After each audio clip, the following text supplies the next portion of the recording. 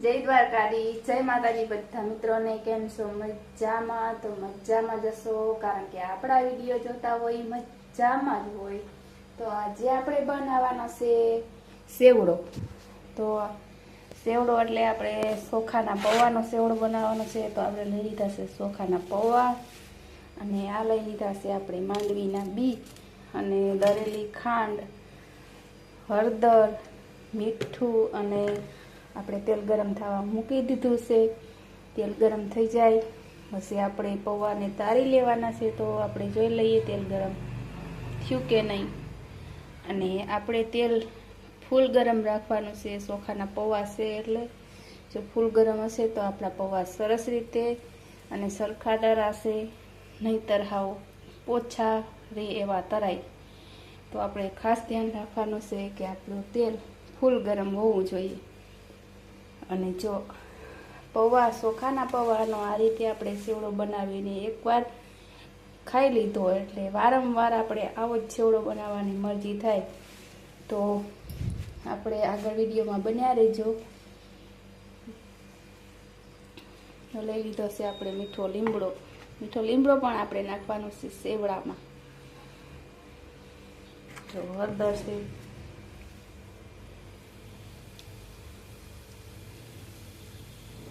તો જો ચોખાના પૌવા નાખતા જ ઉપર આવવા માંડ્યા છે. તો થોડાક વાર આપણે તરીને જોઈ લઈએ.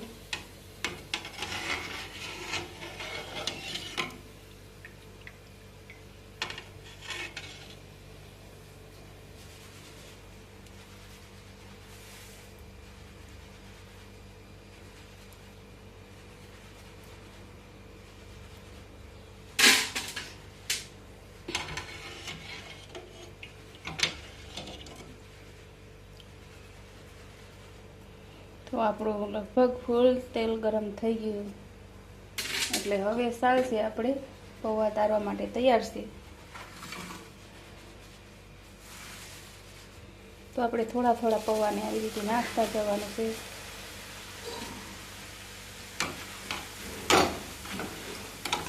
તો કેટલા મસ્તીના ફૂલીને થઈ ગયા છે પારાથી થોડા.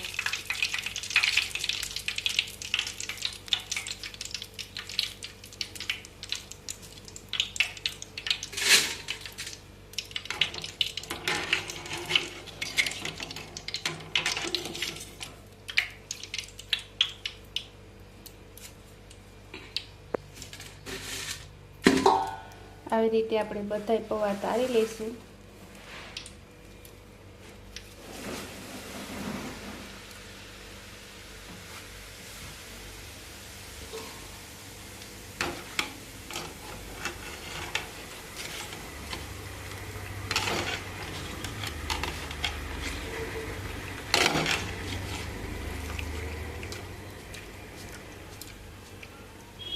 આવી રીતે આપણે તેલ નીંજોતું જવાનું છે. જો વધારે પ્રમાણમાં આપણે પૌવા મતલબ જવા દઈએ એટલે આપણો સેવડો સારો ન બને. બહુ તેલવાળો હોય એટલે ખાવામાં થોડાક મોરો પડી જાય.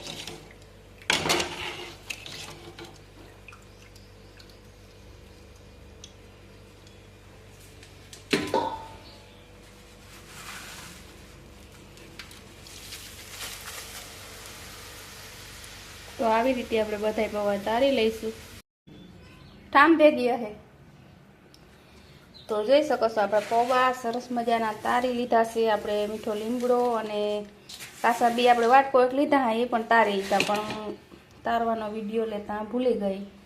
તો આપણે થોડા થોડા રાતા થાય ત્યાં સુધી આપણે બી તારવાના છે. જો આવી રીતે આપણે બી તાર્યા છે.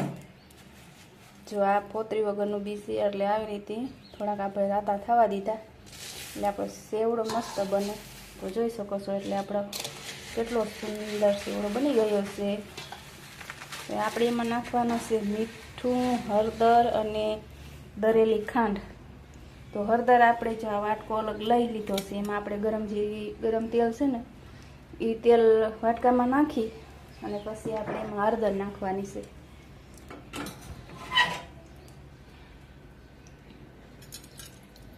તો આપણે એટલું ગરમ તેલ લઈ લીધું છે.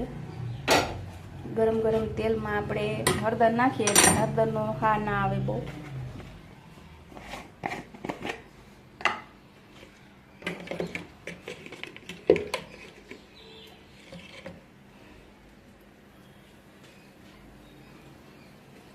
થોડુંક આડાવરું થાય તો કોમેન્ટ કરી દેજો. આજે અમારા કેમેરામેન નથી.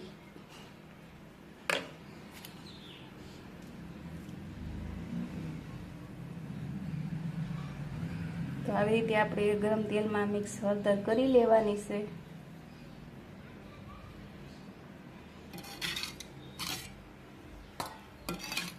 તો પહેલાં આપણે ખાંડ નાખી દઈએ. જો આપણે દરેલ ખાંડ છે હાવ ભૂકો.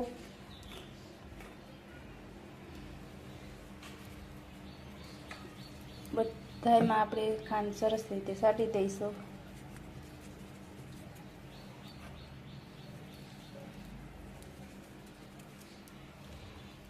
મોરો લાગશે તો આપણે ફરી પણ ખાંડ નાખી શકીએ, એવું કંઈ નથી. અને થોડુંક આપણે મીઠું નાખી દઈએ સ્વાદ પ્રમાણે.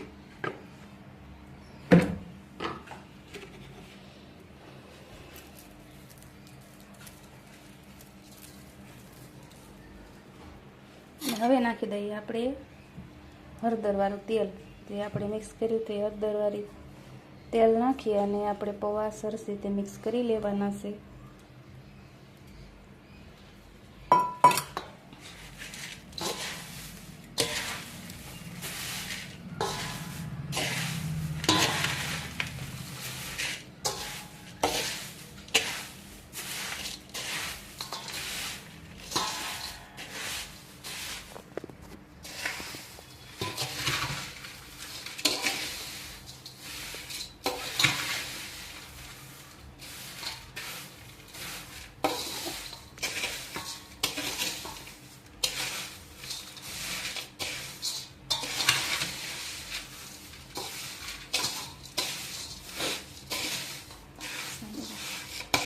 તો જોઈ શકો છો મિત્રો, આપણો મસ્ત મજાનો સેવડો બનીને તૈયાર થઈ ગયો છે. એકદમ ફરસાણની દુકાને મળે એવો જ બની ગયો છે. કડક મીઠો અને સ્વાદમાં પણ મસ્ત છે. તો વિડીયો ગમે તો લાઈક, શેર અને અમારા ચેનલને સબસ્ક્રાઈબ જરૂર કરી દેજો. અને ફરી મળીશું આપણે એક નવા વિડીયો સાથે. ત્યાં સુધી બધા મિત્રોને જય દ્વારકાધીશ, જય માતાજી, આવજો.